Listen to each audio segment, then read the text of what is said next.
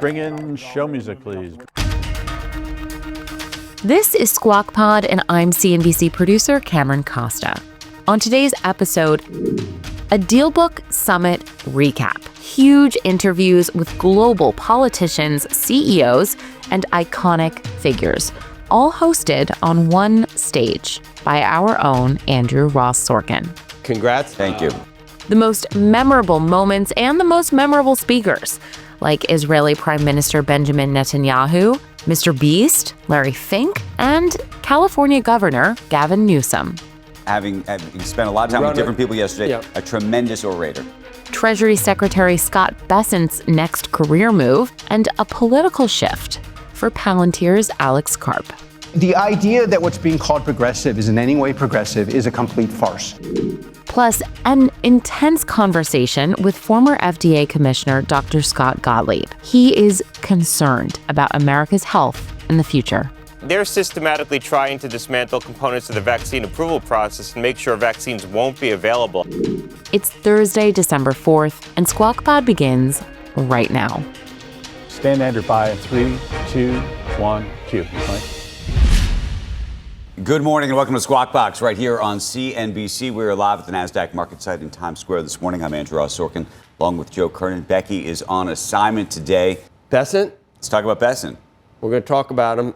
Just personally, if I were Trump, I think I'd wake up in the morning and say, this is my most effective person to logically explain what sometimes doesn't look very logical for the Trump administration. I would thank my lucky stars for him, I think, every morning. And he may get another job.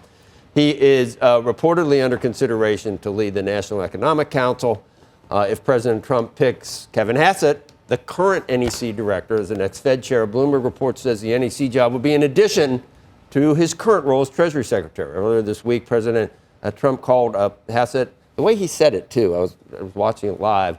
He called him, he goes, yeah, there's a guy here who is a potential Fed pick, right, Kevin?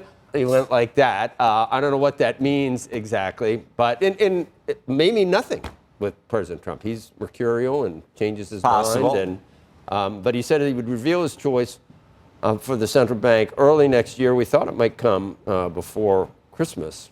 I don't know. It still could. We don't know. We still don't. And the Financial Times is reporting the key players in the U.S. debt market have voiced concerns to Treasury about a potential Hassett appointment to the Fed's top position. The report says Treasury sought feedback on Hassett and other Fed candidates last month in one-on-one meetings with financial executives, and some market participants said they were worried about Hassett's alignment with President Trump and feared he might push for just indiscriminate rate cuts. And, this is just giving, I guess it's a published report about something we've talked about so many times. Is President Trump going to put in someone that's just going to do what he wants and lower rates and his Fed independence in question?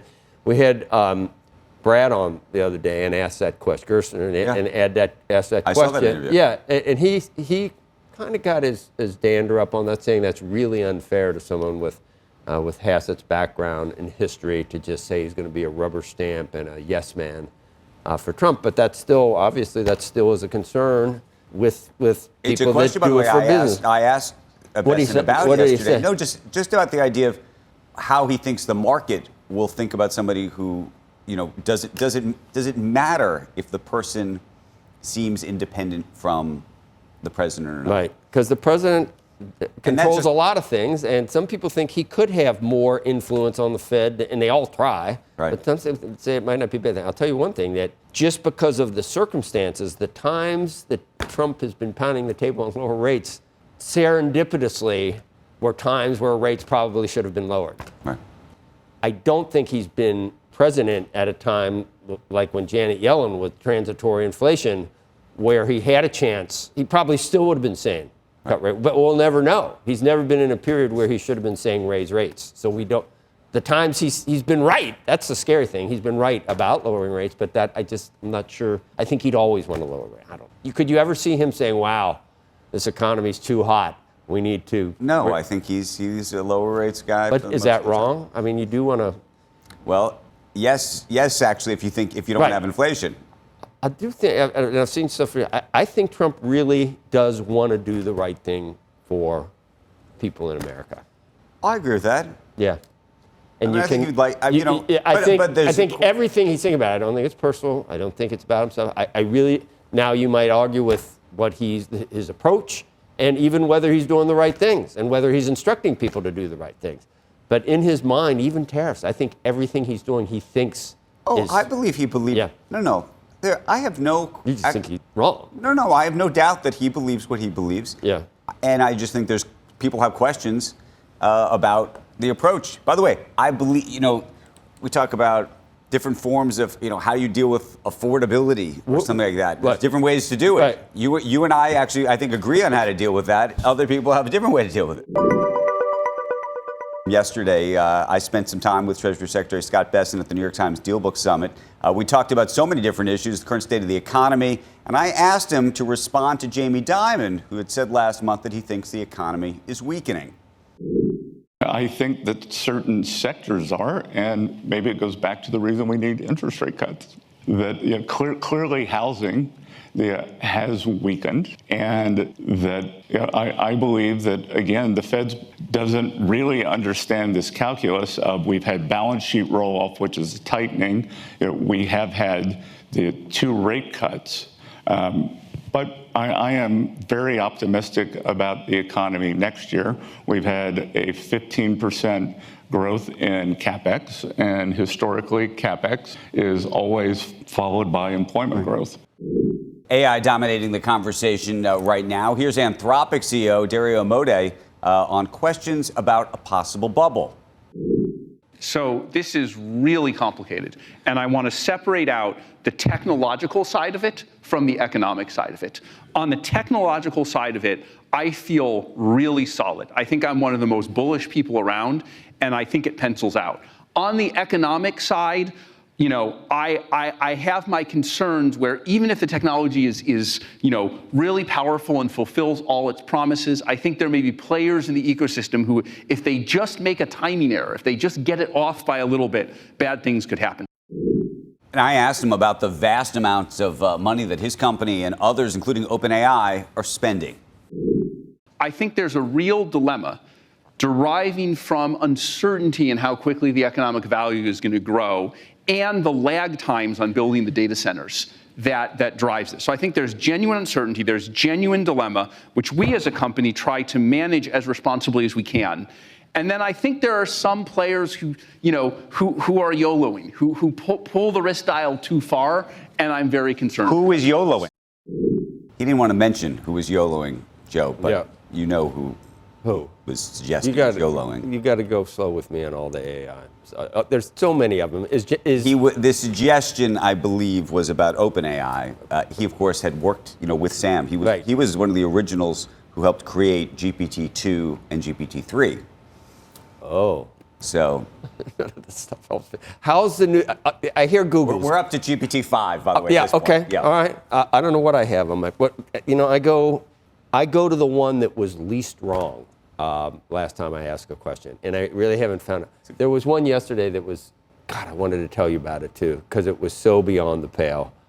And now there's memes out that say, you know, that have a picture of a guy saying, am I able to eat this mushroom? Is it okay? And the answer is, absolutely, that's fine. And then there's another one, and then there's a tombstone, and it says, oh, I'm sorry, on further inspection, that was poisonous. And it's like, they do tell you stuff that they have no idea about. They need to, don't they need to, and they're always, the most frequent response I get is, oh, you know, now that I'm looking at things, it actually is the opposite of what I just told you.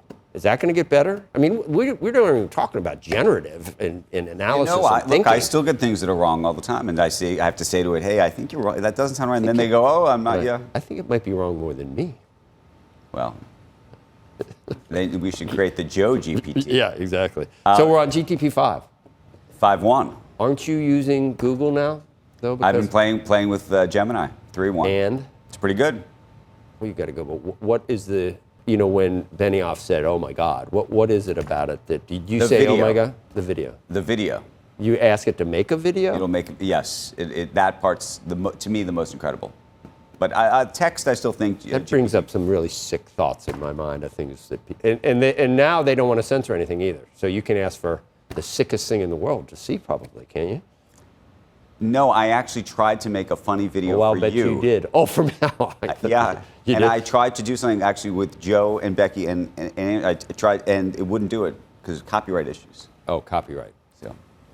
So we've got a little bit more news to bring you this morning and some other headlines. New York City's Mayor Eric Adams signing 2 executive orders yesterday. One bars the city from making businesses or pension investment decisions that discriminate against Israel. The other calls on the NYPD to strengthen enforcement protecting religious houses of worship. And yesterday I spoke with Israeli Prime Minister Benjamin Netanyahu, Joe, and I asked him if he plans to visit New York, given the International Criminal Court's warrant for his arrest and Mayor-elect Zohran Mamdani's comments that he would arrest the Prime Minister if he came to the city. Andrew, I'll come to New York, okay? And that was my question. Would you come to New York, given what the mayor has said about arresting you? Yes, of course I will. And you will test that? I mean, what is the thought about how that would work? Well, why don't you wait and see? Yes, I'll come to New York. Okay. Would you want to talk to him, by the way?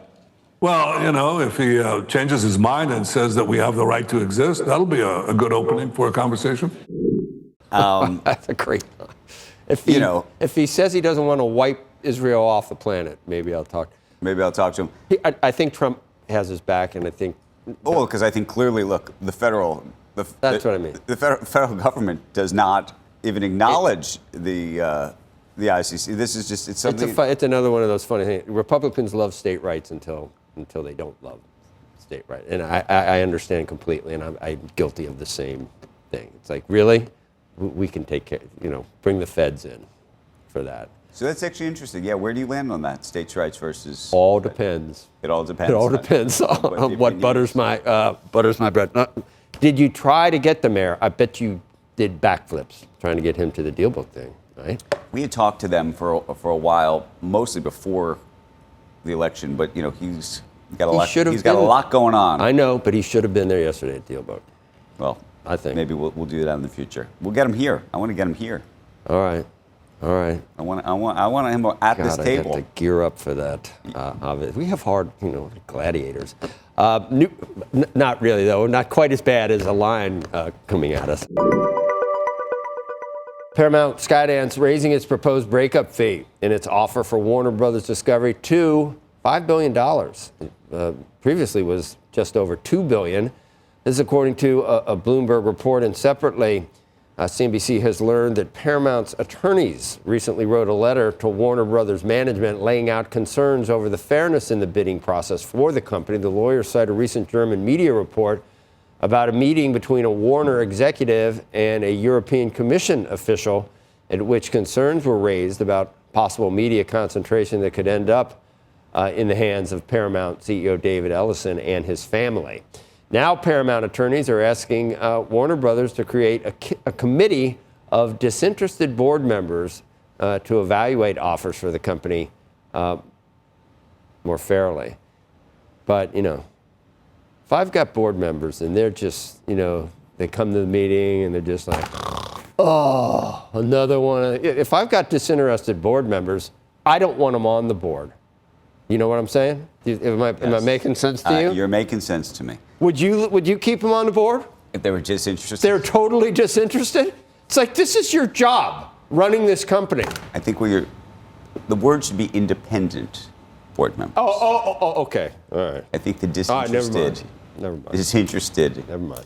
I know you're usually disinterested when I'm speaking. Right, so. That's right.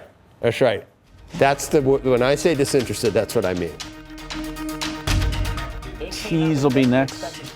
Next on Squawk Pod, former FDA Commissioner Dr. Scott Gottlieb addresses the intense debate surrounding vaccines and the proposed shakeup and how they're regulated. Americans need to make a decision. Do they want access to the flu vaccine? Even if you choose not to take it, do you want it to be available or not?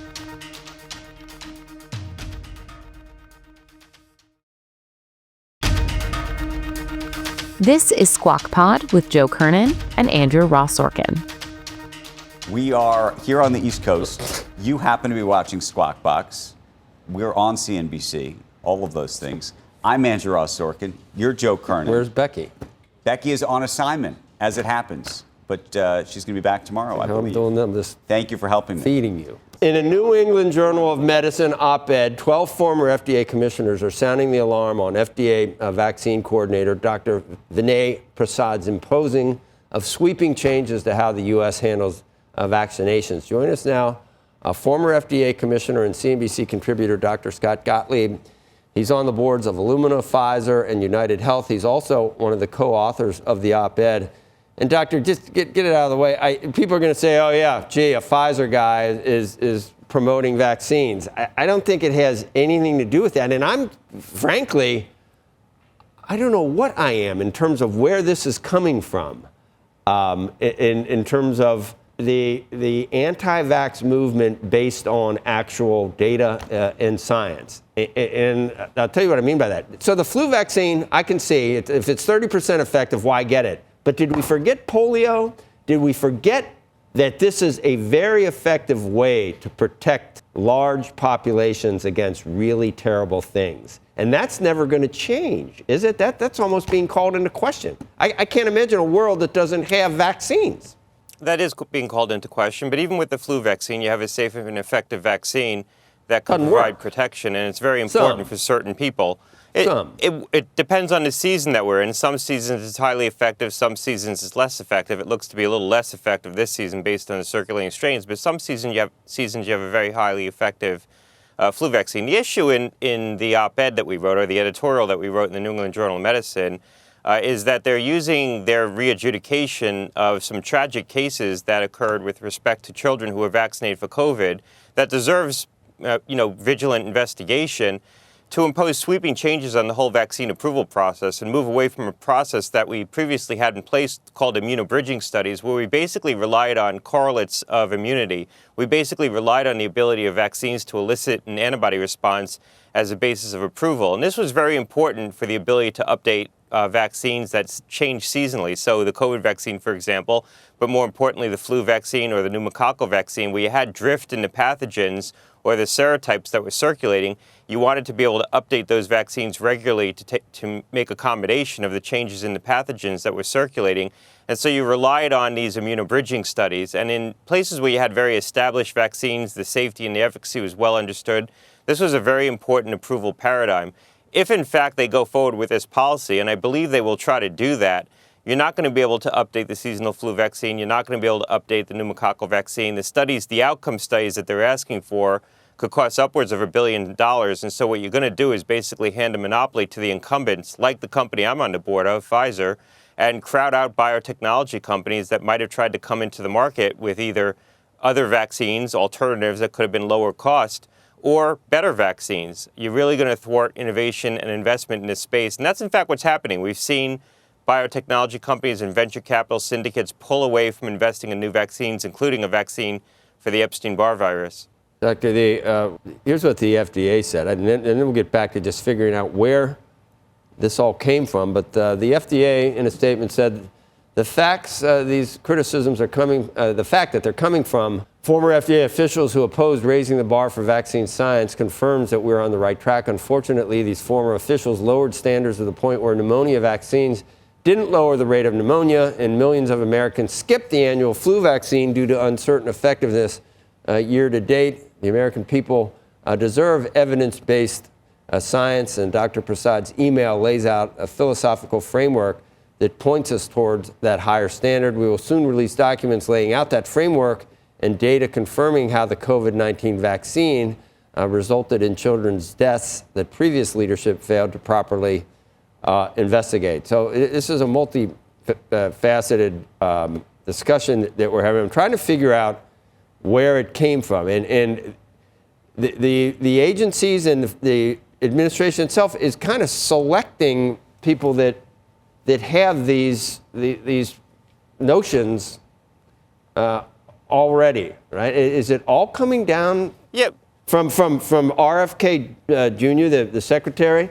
Because even before any of this COVID, what we're talking about with kids and, what probably should be investigated, but he's been like this for decades, I think. And now the entire agency is in his likeness, image and likeness, and everyone that's hired? Yeah, I don't think the entire agency is in his image and likeness. The people who he's politically appointed to run the agency and the political leadership that they put on top of the career divisions that used to be run by expert scientists but are now being run by political officials are there to carry out his anti-vax agenda. Well, and you're right. Why did you say he's not? Committed. Why did you say they're not in his image and likeness? You just said that they are in his image and likeness. Then, well, you said the agency. I said the political. Okay, right. But they're hiring people that agree with him. The political leadership. It's a small band of people. You're right. It's interesting in that statement. I haven't seen that statement. This is the first time I'm hearing it. That they refer to Prasad's memo as a philosophical vision. They put it out Friday as a definitive policy. Look, they're systematically trying to dismantle components of the vaccine approval process and make sure vaccines won't be available. I think it's pretty clear right now, and I think they're honest about that, quite frankly. I don't think they're trying to hide that at this point. That's, in fact, what the memo was Friday, and they did it under the pretext of these tragic deaths, which I think is really inappropriate. These deaths in children, if they think there's a causal relationship between the COVID vaccine and those children's deaths, that warrants an exhaustive investigation. But they tried to slip in announcing that their re-adjudication of that data, which had previously been reviewed very exhaustively by the FDA, they tried to slip in this wholesale remaking of the vaccine approval process for vaccines that have nothing to do with the COVID vaccine. Remember, we even approved the HPV vaccine, which is on the cusp of ending cervical cancer on the basis of these immunobridging studies. This has been an important tool for FDA to get new vaccines on the market. I think what they want is no new vaccines on the market. And look, there's some people, I will give them credit, who have been very honest about that. I think the Secretary Kennedy has been very honest about his intentions. I think Prasad, not so much in implementing these policies, hasn't been transparent about the eventual goal of what he's trying to achieve here. But we're at a point right now where there's been such degradation at the FDA. I really worry the wheels are coming off that agency at a real critical time in the biotechnology industry. Look, the tariffs have been settled.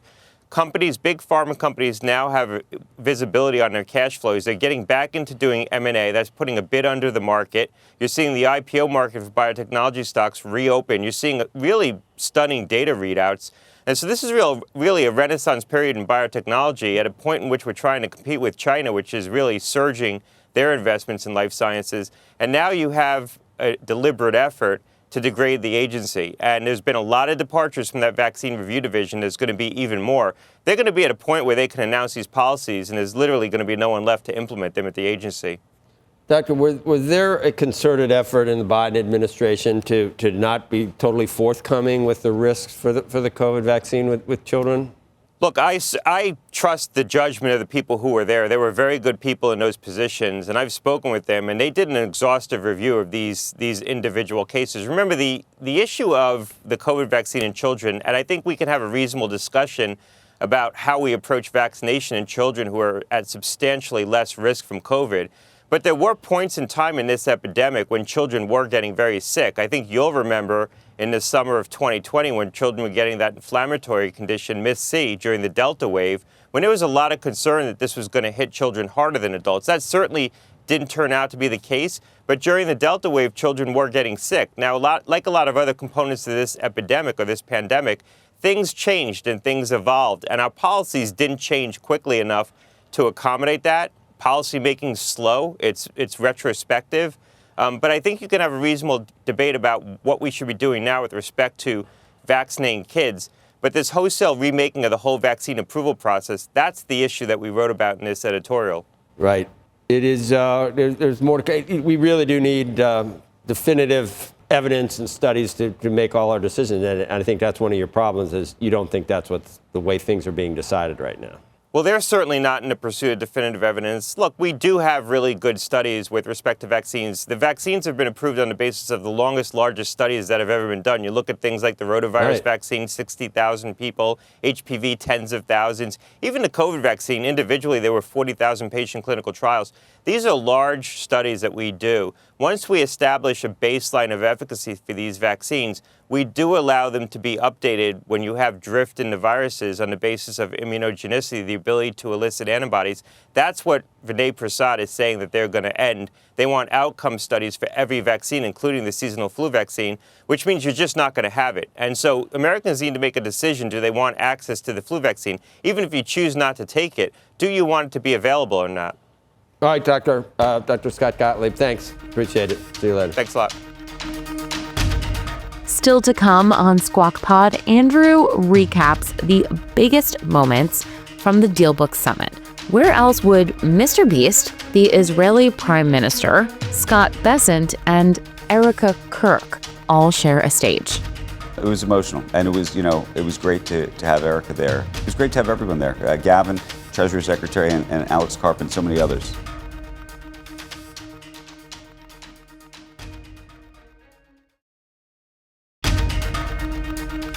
You're listening to Squawk Pod, the day after the DealBook Summit. It is the annual New York Times event that brings leaders across industries and countries even together in one room at Lincoln Center for a marathon day of interviews and panels. Here's Andrew Ross Sorkin, our own co-host, but also the founder of DealBook, hatched 24 years ago. I ask you if you were glad it's over. DealBook. Yes. You came in a little disheveled. Your a little shirt was disheveled. out, your pants weren't buckled. Your freaking flashlight is on your phone. You're gonna run down your That's true. Your battery. Yeah. You want to know what the score says? I want to know what because that was a long day. They should do. We should have a daily. You're confrontational. 76. 76. That blows. That's really not good, is it? I'm in for a tough, or maybe you are. Maybe we both. I'm in for yes. Anyway, good. Congrats at. Thank you. I want to hear like the top 3 things that you thought were like, wow moments with people said. I mean, there's the entire Alex Karp interview. Wow. I was gonna say. You know what I like? I like the way he moves around when he's talking. He's like. I thought the Alex interview in particular was. He's so amazing. I mean, and I think you got to see. Fearless, but you got to see into his soul. I think you really got to see the way he thinks about everything. I didn't shift my politics. The political parties have shifted their politics. The idea that what's being called progressive is in any way progressive is a complete farce. I've been progressive since the beginning of Palantir. I am continue to be progressive. I grew up in a highly intellectual, mostly Jewish, incredibly left-wing environment. And every Saturday and every Friday, I heard a lecture about how the conservatives are going to destroy this country with illegal immigration because it's going to undermine the fabric of the American worker. That was 50 years ago. That's what it means to be a progressive. And being a progressive doesn't mean just, it feels so good to be involved in dysfunction, things that can never work, a form of socialism that's never worked, having no meritocracy. That's not progressive. That's honestly cowardly. And most people half my old party knows it. They don't speak up. It's bullshit. Later in the day, I spoke with California Governor Gavin Newsom on his views about the future of the Democratic Party. The party's knitting itself back together. We got shellacked in the last election. And there's been a lot of forensic analysis, perhaps not enough, about what happened. Donald Trump crushed us in the last election. And what do you think happened? I'm up to page 28 in my analysis of what happened. But at the end of the day, I think we have to become. Give us a couple of the pages. No, we could talk about why Kamala lost, which is separate. I mean, it's part derivative of the larger narrative, but issues around inflation scars. We don't talk enough about interest rates. We didn't talk about incumbency. Issues related, you said, beyond related to Israeli politics, immigration, the border in particular. You could talk about all those things, not just 107 days, not just talk about Biden's determination or lack thereof in terms of passing the baton. But I think there's a broader narrative that we have to address. That is, we have to be more culturally normal. More culturally normal, Joe. Yeah, left's got a long way to go. I thought you'd appreciate that comment. I just don't understand the whole Gavin Newsom phenomenon. I just don't. He is let me just say, having spent a lot of time with different people yesterday, a tremendous orator. Right. Tremendous. But you got to run on your record. Well, it's interesting because I pushed him on the record in California. Yeah. And despite what we say a lot on this show about everyone leaving California and this and that, the economics, it's surprising to actually see most of the tech folks have actually, including Elon Musk, actually brought their R&D back to California. With what California has going for it, if you can screw that state up and not make it the greatest place in the country with San Francisco, the cities, the weather. That's what I mean. And San Diego and Pebble and It just even the Imperial Valley, everything is great about it. For you to screw that up to where people are saying, "Oh, California, you got to work really, well, look, really." I think the interesting part is really. Right how much now, is gas? How much is gasoline out there right now? Is it $6 a gallon or something? How much is it? And I don't think it's. I know. It's that I'm high. That's hyperbole, but. But I do think it's going to be. Look, the question is whether the country and Democrats in America are going to look at either a place like California or a place like New York. I mean, or any of those kind of places as sort of an example of what they think the entire country should be. I don't know. I don't know where it'll land. But I will say, they didn't have in any, terms of... They're trying to fight a fire and they got no water. I mean, this guy has screwed up more things than... He would debate you on the fire point. Okay, but I will say... Sure.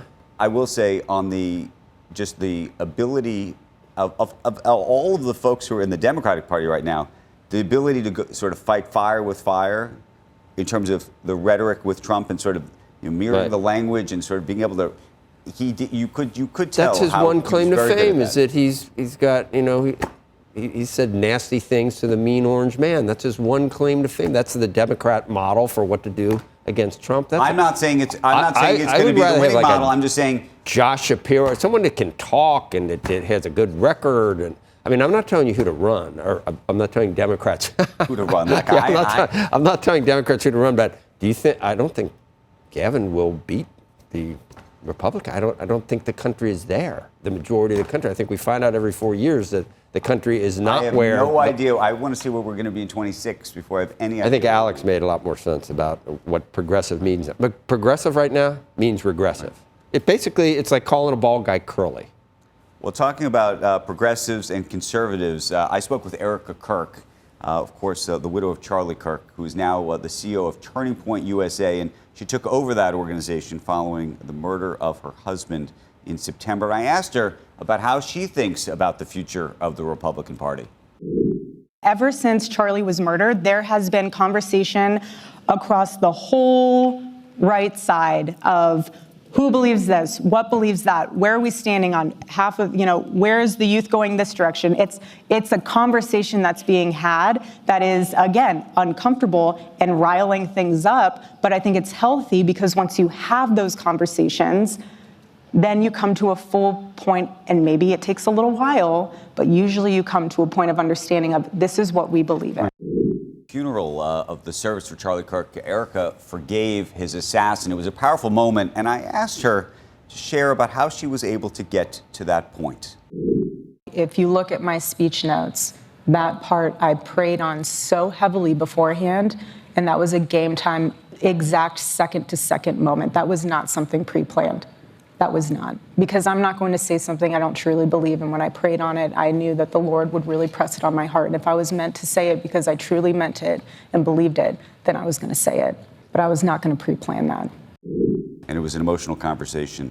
She also shared a fascinating story about how Charlie had talked to her about how he wanted to bring President Trump and Elon Musk back together. That he wanted to be the peacemaker and suggested that would happen, in fact, by Christmas of this year. And she said that it happened at his funeral. It did. I remember. I think that's when it was noted that they sort of I don't know. I think there's actually video of the moment when they... And he tweeted out, I think, for Charlie. Yeah. It was emotional, and it was great to have Erika there. It was great to have everyone there. Gavin, Treasury Secretary, and Alex Karp, and so many others.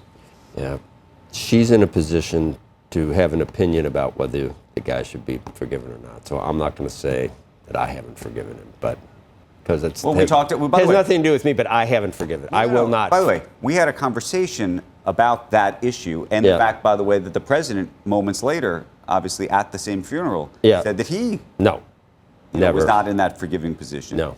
And she had a very interesting thought about that, which was that she almost finds it freeing for herself. I understand, because he's gone. Charlie Kirk's gone, so anything that's left is your own internal. It's how you're responding to what happened at that point, because it's too late. I wish I could have that ability. I just don't. If you forgive, then maybe as diligent about making sure it doesn't happen again. Oh, no. I think I don't put it in that context at all for her. That's the podcast for today. Thank you for tuning in, as always. Squawk Box is hosted by Joe Kernen, Becky Quick, and Andrew Ross Sorkin, weekday mornings on CNBC at 6 a.m. Eastern. To get the best bits of that TV show, plus a bunch extra, follow Squawk Pod wherever you get your podcasts. We'll meet you right back here tomorrow. Have a great day. We are clear. Thanks, guys.